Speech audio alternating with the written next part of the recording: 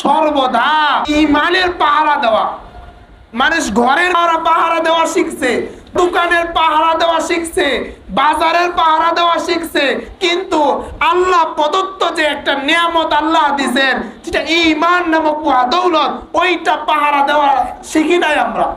ওইটা কিভাবে পাহারা দিতে হয়, ওইটা কিভাবে সংরক্ষণ করে রাখতে হয়। আমাদের জবান থেকে এমন এমন কথা বের হয়ে যায়, যেই কথার দ্বারা আমি আপনি ঈমানদারের কাতার থেকে বের হয়ে যাই, মুসলমানের কাতার থেকে বের হয়ে যায়।